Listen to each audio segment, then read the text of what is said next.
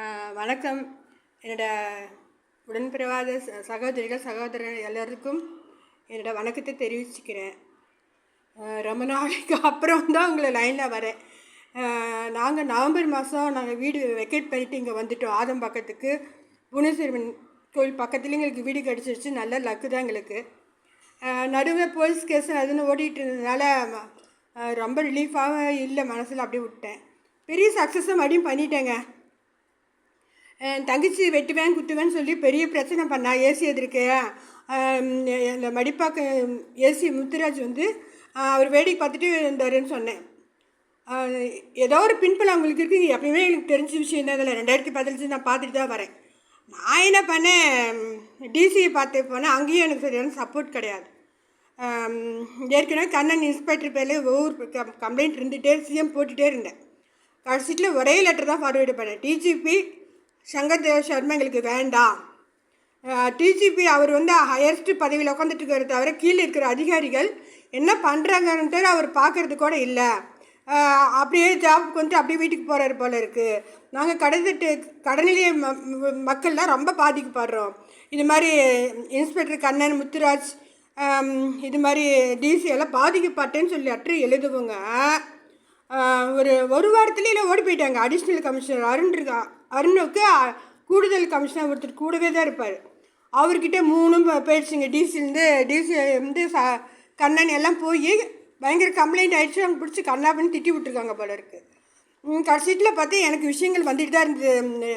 DC செல்வ ராஜரத்னன் அவர் பேர். அவரை போய் திருச்சிக்கு மாற்றி விட்டாங்க. இப்போ கூட மணப்பாறையில் ஒரு பிரச்சனை இன்னும் பேசிகிட்டு இருந்தார். ஒரு விஷயம், போலீஸ் ஆஃபீஸர் வந்து கழுத்தில் செயினோ மோதிரமே எதுவும் போடக்கூடாது. கழுத்தில் நல்லா பாவலாக செயின் போட்டிருந்தேன். அதையும் குறிப்பிட்டு எழுதியிருந்தேன். உடனே இந்த மீட்டிங்கில் பார்க்குறேன் கழுத்தில் செயின் இல்லை. அவங்க வந்து சும்மா லேசுப்பட்ட லேடின்னு வச்சுட்டாங்க. மொத்தம் 3 பேர் பனிஷ்மெண்ட் ட்ரான்ஸ்ஃபர், 3 பேர் வந்து கரண்ட் பேப்பர் எடுக்கிற பொண்ணு, பேர் சொல்ல விரும்பலை, அவளையும் தூக்கிட்டாங்க.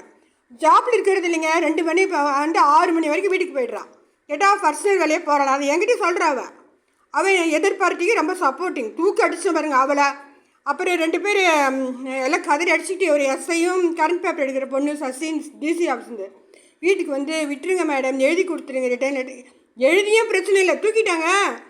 சிஎம்சியில் கேட்குதுங்க அந்த பசங்க, ஏங்க விடுறீங்க கேஸை, ஏன் விடுறீங்க, பனிஷ்மெண்ட் கொடுக்கணும் அவங்களுக்கு. அந்த பிள்ளைங்கெல்லாம் சப்போர்ட்டிங்க. எனக்கு வேண்டாம், நான் பிரச்சனை வேண்டாம் ஒதுங்கின்னு அவங்க ஏதோ கெஸ்ட் பண்ணிட்டாங்க போல இருக்குது. மிரட்டல் எதுவுமே வரல. எனக்கு சங்கர் தேவ் சர்மா மேலே மட்டும்தான் நான் கமெண்ட் கொடுத்துருந்தேன். தூக்கி அடிச்சுட்டாங்க பாருங்கள். பெரிய விஷயங்க இது. இதுக்கு அப்புறம் நேற்று ஒரு விஷயம் நடந்தது. ஒரு பப்ளிக் நீங்கள் தெரிஞ்சுக்கிற விஷயம். ஒரு ஹோட்டல் போகிறோம். நேற்று நல்ல ஃபீவர். எனக்கு ஒரு சின்ன பர்சனல் வேலையே போனேன். சரி ஏதோ சாப்பிட்ணும் போல் இந்த சுகர் ஃபேஷன் போனேன். முருகை இட்லி தான் நான் சாப்பிட்ற வழக்கம். போனால் அந்த சர்வெண்ட் என்ன பண்ணுறான், நான் 2 இட்லிக்கு மட்டும் கார சட்னி கொடுக்க சொன்னேன். சாம்பார் பிடிக்கல. எனக்கு கடைசி வரதுக்கு மட்டும் சாம்பார் தேவைப்பட்டது, ஆசையாக இருந்தது. உடனே இன்னொரு சார், இந்த அம்மாவுக்கு பாருப்பா சாம்பார் வேணானாங்க, இப்போ வேணும்னு கேட்குறேன், முறைச்சிக்கிட்டு சண்டைக்கு வராங்க. இதுக்காக தப்பா? நான் அந்த மேனேஜர் கூட சத்தம் போட அந்த பப்ளிக் 3 பேர் கூட்டிட்டாங்க. நாங்களும் என்னங்க ரெகுலர் கஸ்டமர், என்ன இப்படி கத்துறீங்க? நாங்கள் ஒருத்தர் மீட்டிங் அட்டென்ட் பண்ணிகிட்டு இருக்காங்களா, தலைவலியாம். ஒருத்தர் வந்து வயசுக்கு ஏற்றப்ப நீங்கள் நடந்துக்கணும். நீங்கள் அவர்கிட்ட போய் சத்தம் போடுறீங்க சர்வர்கிட்ட. அவர் தான் மன்னிப்பு கேட்டார்ல அப்படிங்கிற ஒருத்தன். நான் அமைதியே இருந்தேன். இப்போ நான் போலீஸ் ஆஃபீஸர்கிட்ட கம்ப்ளைண்ட் பண்ணேன். அவங்க கம்ப்ளைண்ட் பண்ணுறாங்களா, என்ன நியூசன்ஸ் கேஸாக பாருங்கள், கூப்பிடுங்க சார், இங்கே தான் தைரியமாக உட்காந்துட்ருக்கேன் அப்படின்னு. போயிடுச்சுங்க 3. வெளியில் கார் எடுத்துகிட்டு வரவே மறுபடியும் எங்கே சண்டைக்கு வரான்.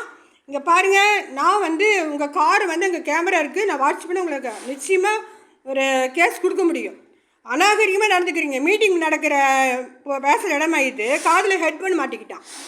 நான் வந்து ஒரு எனக்கு நடந்த பிரச்சனை உங்களுக்கு வந்தால் நீங்கள் சும்மா இருப்பீங்களான்னு கார் எடுத்துகிட்டு ஓடி போச்சுங்க. தள்ளிகசு மருந்து விஷமரண்டி கூட கிடையாது, நான் நிச்சயமாக சொல்ல முடியும். நேற்று கேமரா உடனே ஹரணி 100க்கு ஃபோன் பண்ணுமான்ட்டான். ஹரணி எக்கி விடும் ஃபோன் பண்ணும். பழவந்தங்கள்லேருந்து போலீஸ் ஆஃபீஸர் வந்தார். மேடம் நீங்களே ஃபீவராக இருக்கிறீங்க, நான் ஆட்டோ ஏற்றி விட்றேன் ஆதம்பாக்கத்துக்கு வீட்டுக்கு வேண்டாங்க, எனக்கு போக வழி தெரியும். அவன் வந்து சர்வர், அம்மா காலை விழுந்து உங்களை கும்பிட்றாம்மா, என் வேலை போயிடுச்சுமா அப்படின்னா. நீ காலை விழுந்து கும்பிட்றதே சரிப்பா, மன்னிப்பு கேட்குற. 3 பப்ளிக் என்கிட்ட சண்டைக்கு வராங்களா அநாகரிகமா? இப்போ யாருனால பிரச்சனை வந்தது, உங்களால தான் அப்படின்னேன். உடனே அப்புறம் கேட்டேன், எங்கே ஏசி முத்திரை வச்சுருக்கிறாரா அப்படின்னா. நங்கநல்லூர் பழவந்தாங்கல், இந்த பழவந்தாங்கல் நம்ம ஆதம்பாக்கம் இதுக்கெல்லாம் ஒரே ஏசி தான். டிசி இங்கே ஒன்று தான், நான் ஆஷர்கானா தான். எங்கே முத்துராஜ் இருக்கிறாரா போயிட்டாரா அப்படின்னா, இல்லைங்க அவர் போய் முரளின்னு ஒரு ஏசி வந்துட்டார். சக்ஸஸ்.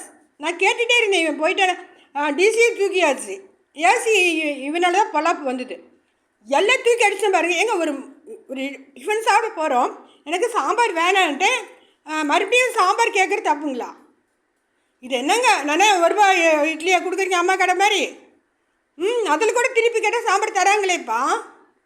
இந்த சாம்பாருக்கு பப்ளிக் கூட, இதே பப்ளிக் நான் சொல்கிறேன், எங்கெங்கேயும் நடந்து ஆக்குபை பண்ணி எல்லாம் ஆக்குபை பண்ணி டீ கடை காட்டுறானுங்க, வீடு கட்டுறானுங்க, அதுக்கு போய் குறை கொடுத்து பாருங்களேன். ஏகப்பட்ட பிரச்சனைகள் தமிழ்நாட்டில் இப்போ நடந்துட்டு தான் இருக்குது பெண்களுக்கு எதிராக. அது குரல் கொடுத்தா பரவாயில்ல, ஹோட்டலுக்கு சப்போர்ட்டிங்க. நானும் தான் 15 வருஷமாக மாம்பழம் முருங்கங்களில் சாப்பிட்ற வழக்கம் உண்டு. ஒருத்தன் வந்துட்டா வயசுக்கு இது இல்லையா, இவன் ஏன் என்ன பேசுகிறதுக்கு? டகுரிமெண்ட் இருந்தான்னு தான் வச்சுக்கோங்க, பெரிய கேஸ் ஆகிருக்கும்ப்பா. நான் இன்றைக்கும் சொல்கிறேன், உங்களுக்கு எதிராக எந்த பிரச்சனையும் வந்து விடாதீங்க, அட்டென்ட் பண்ண கற்றுக்குவாங்க. வச்சிடுறேன்ப்பா, அடுத்ததில் நம்ம சந்திக்கலாம். வாழ்க வளமுடன். இந்த ஆஃப்